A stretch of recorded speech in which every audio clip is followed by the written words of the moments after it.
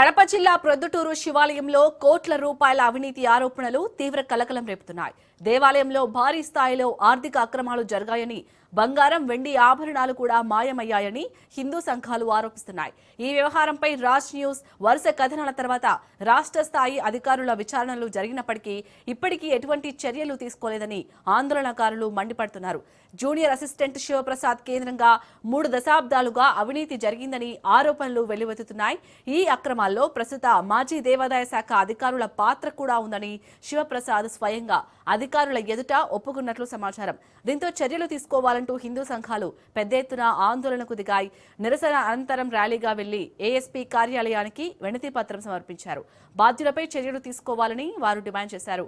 లేకపోతే ఆందోళనను మరింత తీవ్రతరం చేస్తామని హెచ్చరించారు.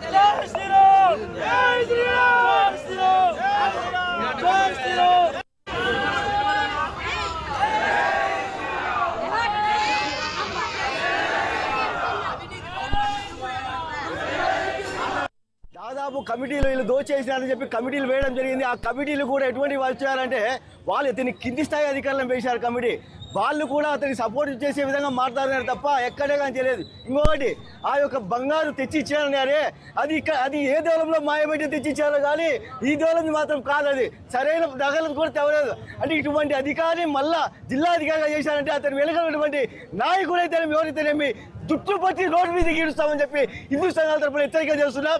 కాబట్టి తప్పకుండా వాళ్ళను సస్పెండ్ కాదు, ఉద్యోగం పూర్తిగా తొలగించాలని చెప్పి ప్రధాన డిమాండ్ చేస్తూ ఇప్పటికి మొత్తం రికవరీ చేయాలని చెప్పి, అలాగే రిటైర్ అయినటువంటి ఆయన ఈవో గారు కూడా వాళ్ళు పెన్షన్ రాబట్టి మొత్తం ఆపాలని చెప్పని డిమాండ్ చేస్తూ దేవాదాయ శాఖటువంటి వాళ్ళు కొనసాగకూడదని చెప్పని హెచ్చరిక చేస్తూ ఈ రోజు ఏదైతే శివాలయంలో జరిగిన అవినీతి అక్రమాలకు వ్యతిరేకంగా ఏదైతే నిరసన కార్యక్రమం చేశామో ఆ నిరసన కార్యక్రమం ద్వారా పోలీసులు కూడా ఎవరైతే బాధ్యులుగా భావిస్తున్నారో శంకర బాలాజీని గతంలో ఇక్కడ ఈవోగా పనిచేశాడో అతనిపైన కేసు నమోదు చేస్తామని హామీ ఇచ్చిన కారణంగా మేము అక్కడికి వెళ్ళి అతనిపైన కేసు నమోదు చేయడం కూడా జరుగుతుంది. అట్లాగే ఏదైతే ఇంతవరకు అంటే నగలు కానీ డబ్బులు కానీ ఏవైతే దోపిడీకి గురైనాయో అవన్నీ కూడా రికవరీ చేయాలా, శంకర్ బాలాజీ అతను వెంటనే సస్పెండ్ చేయాలని కూడా ఇవాళ హిందూ సంఘాలు ప్రత్యేకించి దేవాలయ సంరక్షణ సమితి రాష్ట్ర ప్రభుత్వాన్ని ఎండోమెంట్ శాఖను డిమాండ్ చేస్తుంది.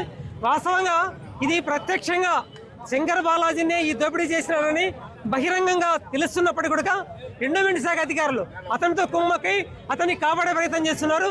దాన్ని దేవాలయాల సంరక్షణ సమితి తీవ్రంగా వ్యతిరేకిస్తుంది.